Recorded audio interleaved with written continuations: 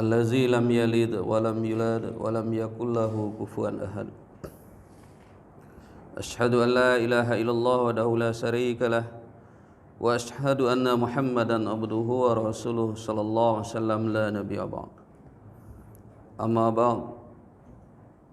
Allahumma salli ala sayyidina Muhammad wa ala ali sayyidina Muhammad. Rabbi israh li sadri wa yassir li amri wahlul 'uqdatam min lisani yafqahu qawli. La haula wala quwata illa billahil aliyyil azim. Alhamdulillah, kita awali majelis ini dengan bersyukur kehadirat Allah Subhanahu wa taala. Pada subuh yang berbahagia ini kita telah bisa memenuhi seruan dan panggilan Allah Subhanahu wa taala. Tanda sebagai hamba yang bersyukur kehadirat Allah Subhanahu wa taala. Allah masih berikan kepada kita nikmat dalam bentuk jasad kita, kemudian penggunaan panca indera kita, dan kemudian Allah juga berikan hidayah kepada kita. Sesuatu yang sangat mahal sekali dan berharga sekali adalah hidayah dari Allah Subhanahu wa taala. Kemudian kita berselawat kepada mulia baginda Nabi Muhammad sallallahu alaihi wasallam. Allahumma salli ala sayyidina Muhammad wa ala ali sayyidina Muhammad. Kita lanjutkan pada subuh yang berbahagia ini membacakan karya ulama besar Indonesia bahkan dunia, yaitunya almarhum Buya Hamka. A'udzu billahi minasy syaithanir rajim. Bismillahirrahmanirrahim. Innal ladzina amanu wal ladzina hadu والنصارى والصابئين من آمن بالله واليوم الآخر وعمل صالحا فلهم أجرهم عند ربهم ولا خوف عليهم ولا هم يحزنون. Sesungguhnya orang-orang yang beriman dan orang-orang yang jadi Yahudi dan Nasrani dan Sabi'in, barang siapa yang beriman kepada Allah dan hari kemudian dan beramal yang soleh, maka untuk mereka adalah ganjaran di sisi Tuhan mereka, dan tidak ada ketakutan atas mereka, dan tidaklah mereka akan berduka cita.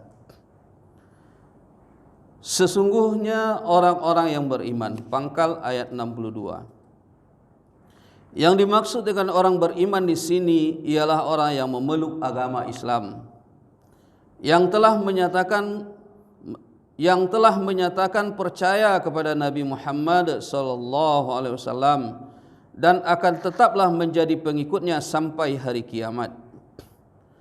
Dan orang-orang yang jadi Yahudi dan Nasrani dan Sabi'in, yaitu tiga golongan beragama yang percaya juga kepada Tuhan, tetapi telah dikenal dengan nama-nama yang demikian.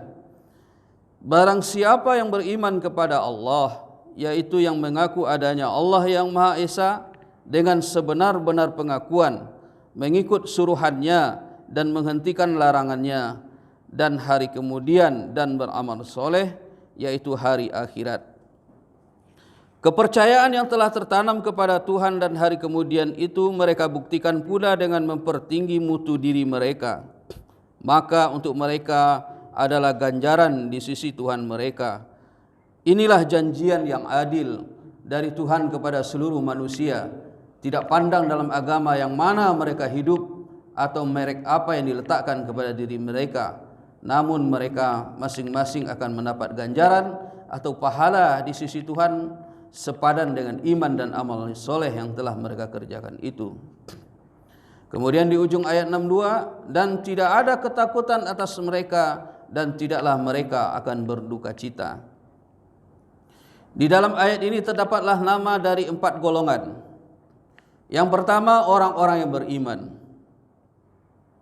Yang kedua, orang-orang yang menjadi Yahudi. Yang ketiga orang-orang Nasrani, keempat orang-orang Sabi'in. Golongan pertama yang disebut orang-orang yang telah beriman ialah orang-orang yang telah terlebih dahulu menyatakan percaya kepada segala ajaran yang dibawa oleh Nabi Muhammad sallallahu alaihi wasallam, yaitu mereka-mereka yang telah berjuang karena imannya, berdiri rapat di sekeliling Rasulullah sallallahu alaihi wasallam, sama-sama menegakkan ajaran agama ketika beliau hidup. Di dalam ayat ini mereka dimasukkan dalam kedudukan yang pertama dan utama, yaitu kuntum khaira ummah.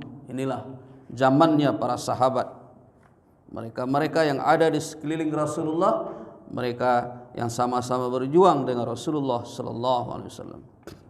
Yang kedua ialah orang-orang yang jadi Yahudi atau pemeluk agama Yahudi.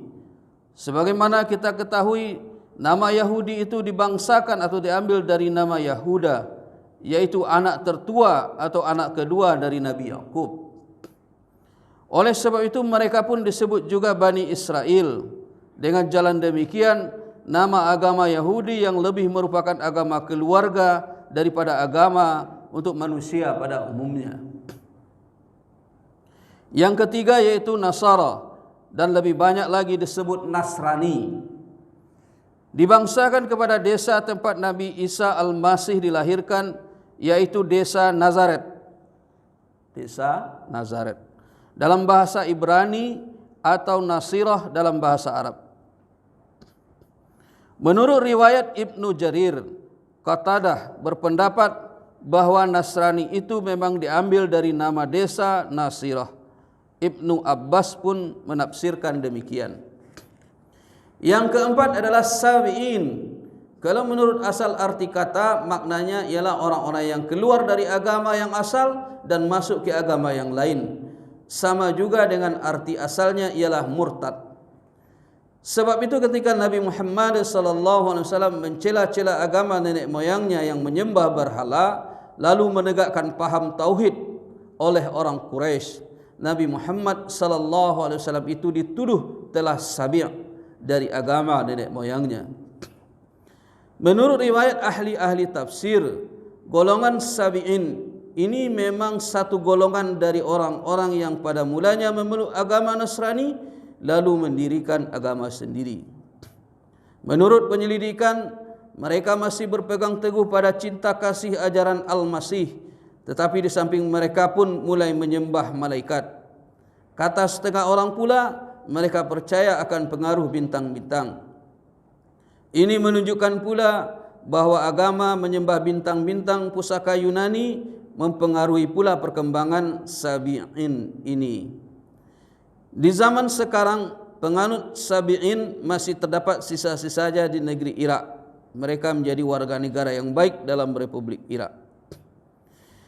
Di dalam ayat ini dikumpulkanlah keempat golongan ini menjadi satu, bahwa mereka semuanya tidak merasai ketakutan dan duka cita, asal saja mereka sudi beriman kepada Allah dan hari akhirat. Golongan itu diikuti oleh amal yang soleh, dan keempat-empat lalu iman kepada Allah dan hari akhirat itu akan mendapat ganjaran di sisi Tuhan mereka. Nah, ini kemarin beberapa waktu yang lalu kita baca bagaimana Yahudi itu setelah beriman, ini kerengkang lo balik, mada lo balik. Ayat ini adalah suatu tuntunan bagi menegakkan jiwa untuk seluruh orang yang percaya kepada Allah, baik dia bernama mukmin atau muslim pemeluk agama Islam yang telah mengakui kerasulan Nabi Muhammad sallallahu alaihi wasallam, atau orang Yahudi, Nasrani dan Sabi'in. Di sini kita bertemu syarat yang mutlak. Syarat pertama, iman kepada Allah dan hari pembalasan.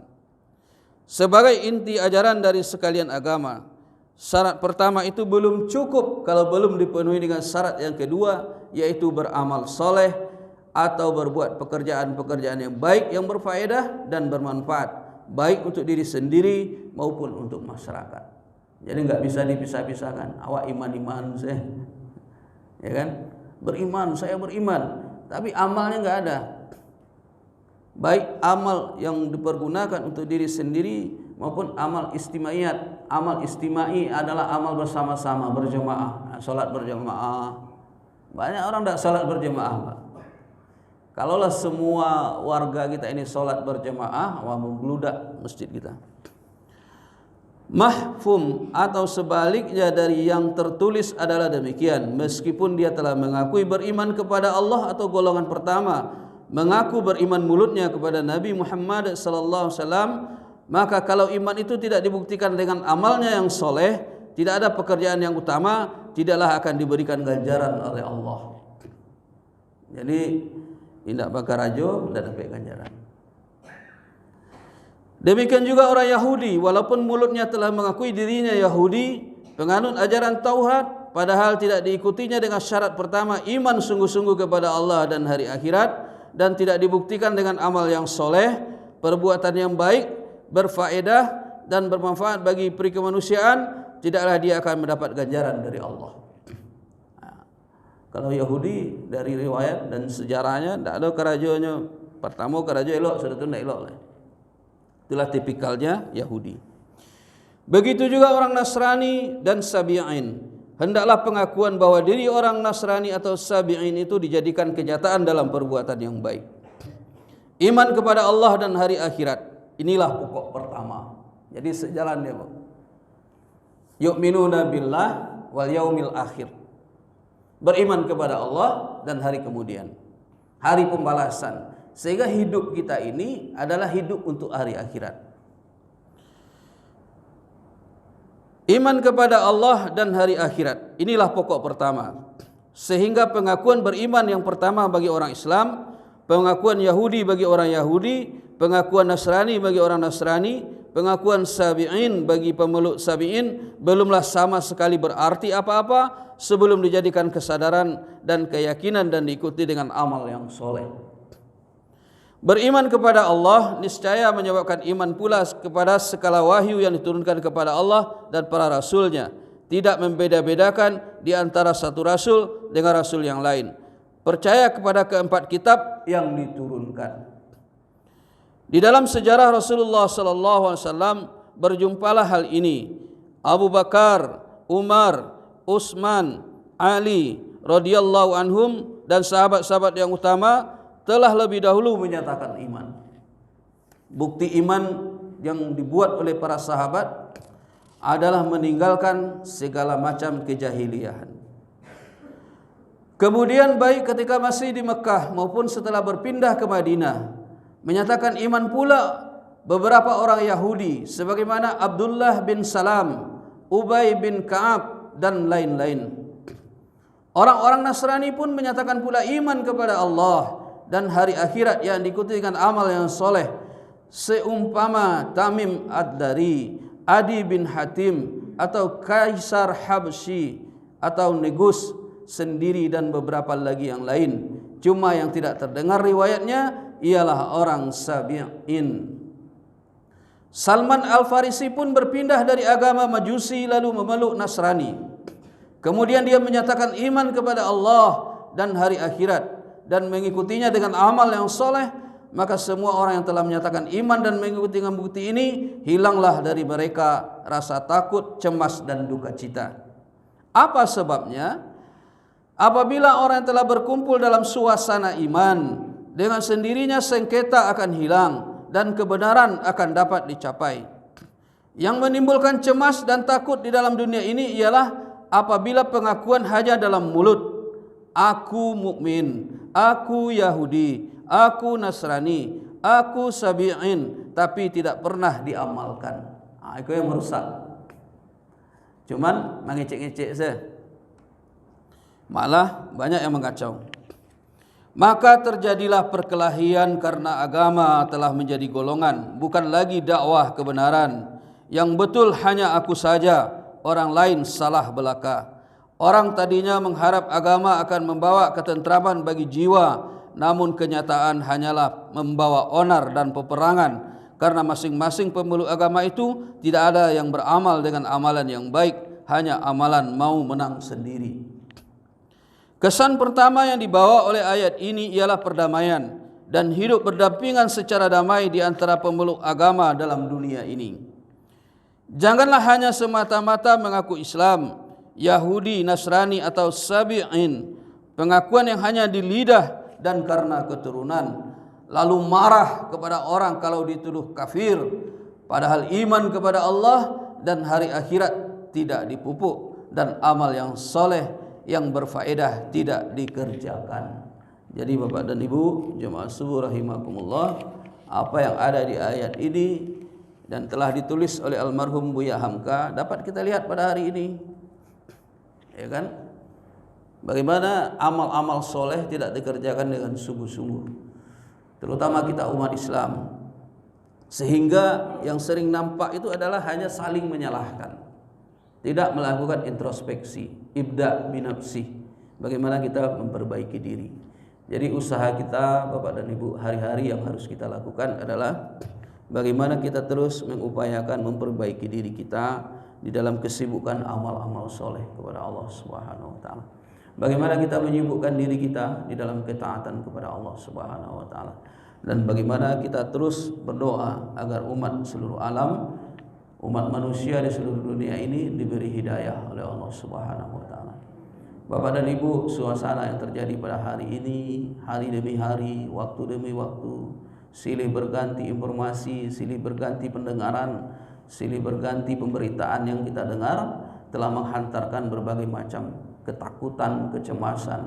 Tetapi Al-Quran tadi mengatakan orang yang beriman kepada Allah, kemudian orang yang sungguh-sungguh di dalam mewujudkan imannya di dalam amal-amal soleh, maka Allah akan hilangkan ketakutan-ketakutan, kecemasan-kecemasan. Karena tidak ada makhluk yang bisa membantu kita. Apapun yang ada pada hari ini, upaya-upaya apapun yang dilakukan tidak akan merubah suasana dan keadaan. Tapi begitu Allah berkehendak, maka semua akan berubah. Bapak dan Ibu, mari kita tetap menjaga segala apa yang telah ditetapkan oleh pemerintah kita. Di dalam suasana keramaian-keramaian pada hari ini kita melihat sungguh sangat luar biasa Bapak dan Ibu. Orang tidak ada lagi pada hari ini, kita lihat di mana-mana pusat keramaian, di pinggir-pinggir pantai, di tempat-tempat wisata, tempat-tempat makan, tidak ada. Orang tidak ada takut-takut. Tapi ini harus kita batasi, kita perhatikan. Pemerintah telah menetapkan hindari kerumunan. Bagaimana kita lihat pada di pinggir laut sore-sore itu macet. Tempat-tempat makan penuh. Nah, jadi kita hati-hati, kita jaga sehingga mudah-mudahan Allah hindarkan kita dari segala macam ya, penyakit bahaya yang terjadi pada hari ini.